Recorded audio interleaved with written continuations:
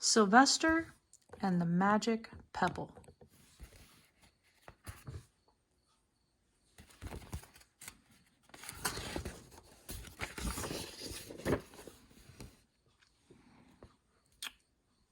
Sylvester Duncan lived with his mother and father at Acorn Road in Oatsdale. One of his hobbies was collecting pebbles of unusual shape and color. A pebble is a rock. On a rainy Saturday vacation, he found a quite extraordinary one. It was flaming red, shiny, and perfectly round like a marble. As he was studying this remarkable pebble, he began to shiver, probably from excitement, and the rain felt cold on his back. And he thought, "I wish it would stop raining," he said. And to his great surprise, the rain stopped. It didn't stop gradually as rain usually does. It ceased. The drops vanished on the way down, and the clouds disappeared. Everything was dry, and the sun was shining just as if it had never even existed. In all his young life, Sylvester had never had a wish gratified so quickly. It struck him. This must be magic at work, and he guessed the magic must be the remarkable-looking red pebble, which indeed it was. To make a test, he put the pebble on the ground and said, "I wish it would rain again," but nothing happened. But when he said the same thing while he was holding the pebble in his hoof, the sky turned black, there was lightning and thunder, and the rain came shooting down. What a lucky day, he thought. From now on, I can have anything I want. My mother and father can have anything they want. My relatives, my friends, anybody can have everything anybody wants. He wished the sunshine back in the sky, and he wished a wart on his left leg would disappear, and it did. And he started home, eager to amaze his father and mother with his magic pebble. He could hardly wait to see their faces. Maybe they wouldn't even believe him. As he was crossing Strawberry Hill, thinking of some of the many, many things he could wish for, he was startled to see a mean, hungry lion looking right at him from behind some tall grass. He was frightened. If he hadn't been so frightened, he could have made the lion disappear, or he could have wished himself safe at home with his father and mother. He could have wished that the lion turned into a butterfly or a daisy or a gnat. He could have wished many things, but he panicked and he couldn't think very good. And he said, "I wish I were a rock." And he became a rock.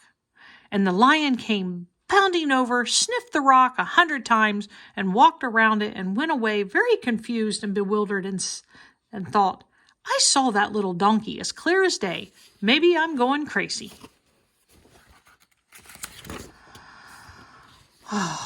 And there was Sylvester. He was a rock on Strawberry Hill, with the magic pebble laying right beside him on the ground, and he was unable to pick it up. Oh, how he wished he were himself again. He thought, but nothing happened.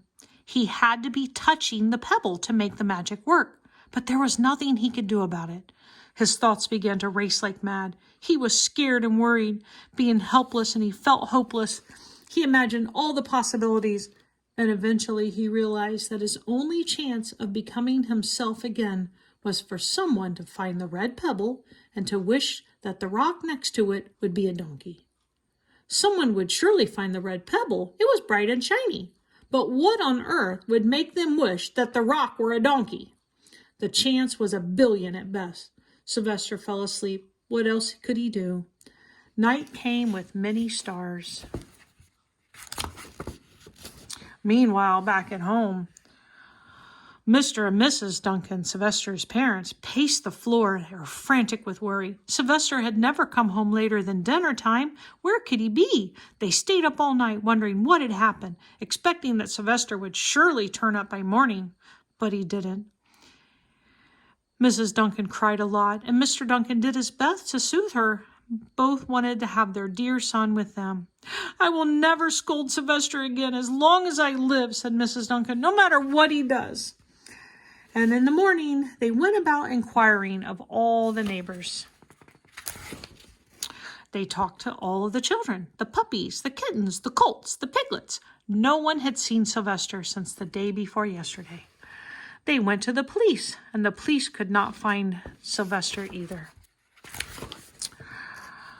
All the dogs in Oatsdale went searching for him. They sniffed behind every rock and tree and blade of grass and into every nook and gully of the neighborhood and beyond, but found not a scent of him.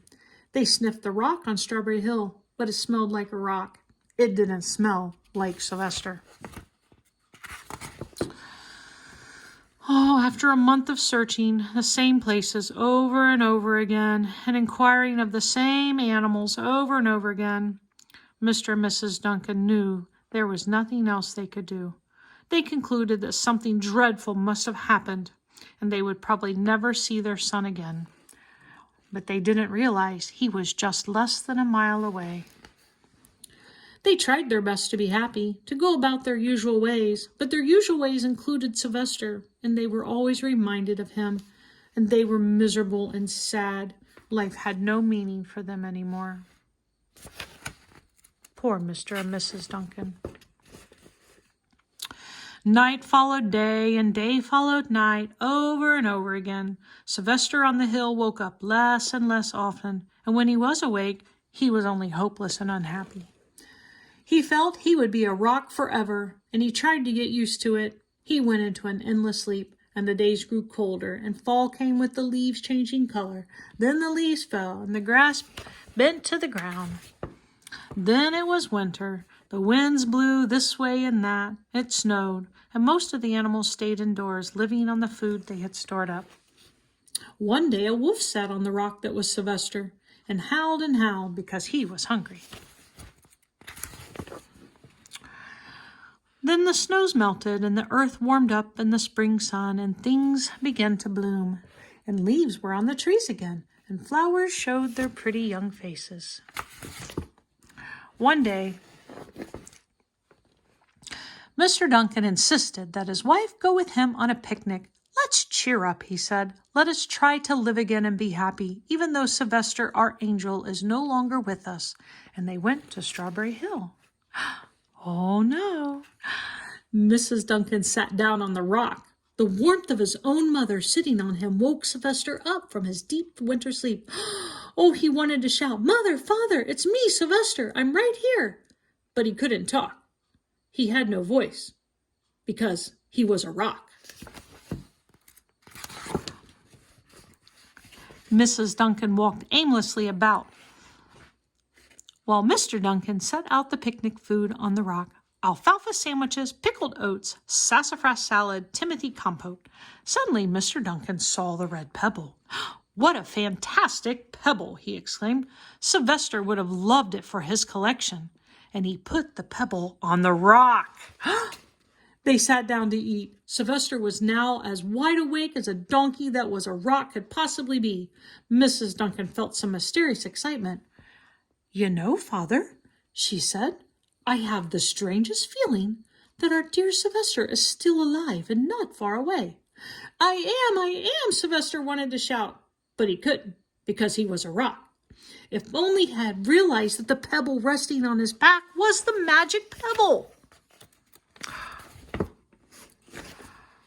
"Oh, how I wish he were here with us on this lovely May Day," said Mrs. Duncan, and Mr. Duncan looked sadly at the ground.